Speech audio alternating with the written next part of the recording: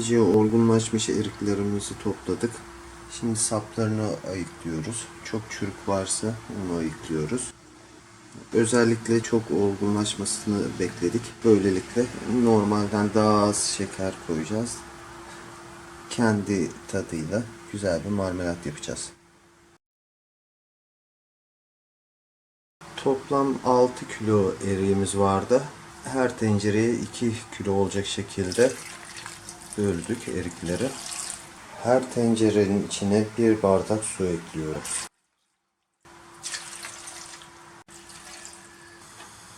Orta ateşte kaynamaya bırakıyoruz.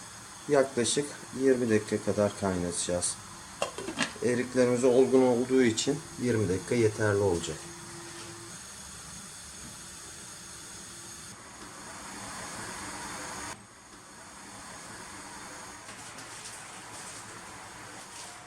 Kaynamaya başladıktan sonra 20 dakika boyunca orta ateşte kaynattık. Şimdi ocaktan alacağız. Kaynattığımız eriklerimizi kevgire alıyoruz.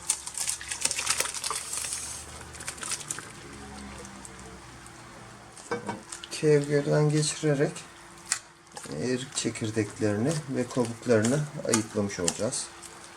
Sıcak olduğu için kamera buharlanıyor.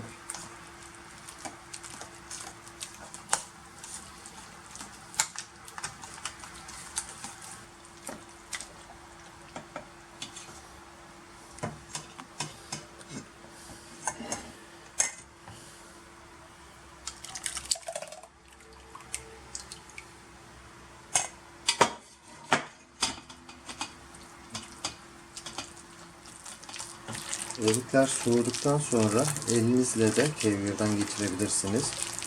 Böylece eriklerin özünü tam anlamıyla çıkarabilirsiniz.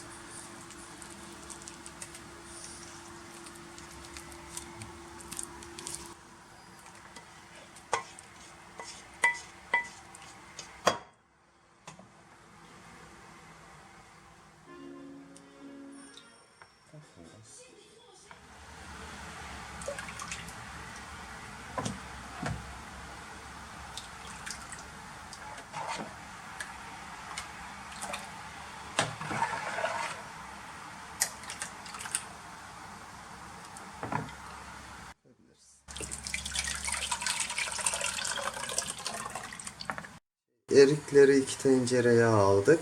Şimdi şekerini ilave edeceğiz. Her tencereye 2 bardak şeker ilave edeceğiz.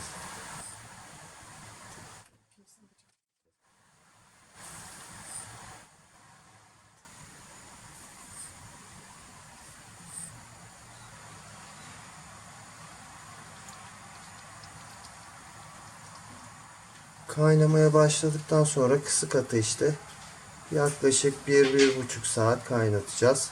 Kıvamını da kontrol edeceğiz. Kaynama aşamasında oluşan köpükleri kaşık yardımıyla almanız gerekiyor. Bu arada bazı erikler daha fazla şeker isteyebilir.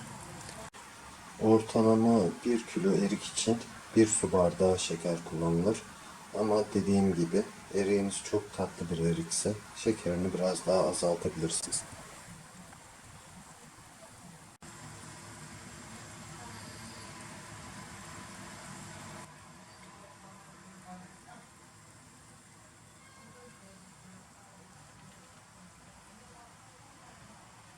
Marmelatın şekerlenmemesi için ocaktan almadan önce içine 4-5 damla limon damlatıyoruz.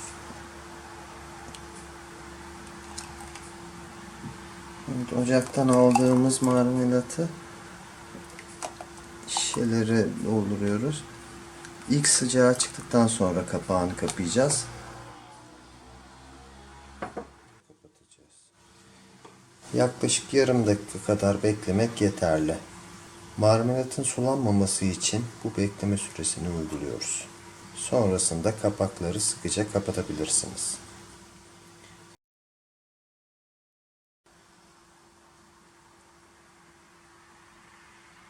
Marmelatı kapağı açılmadığı müddetçe serin ve kuru ortamda muhafaza edebilirsiniz.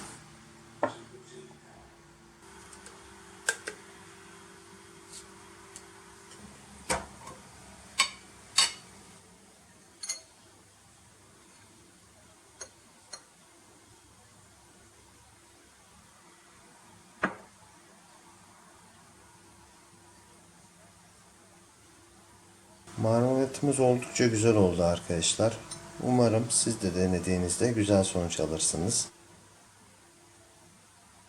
Videomuzu beğendiyseniz like bırakmayı unutmayın.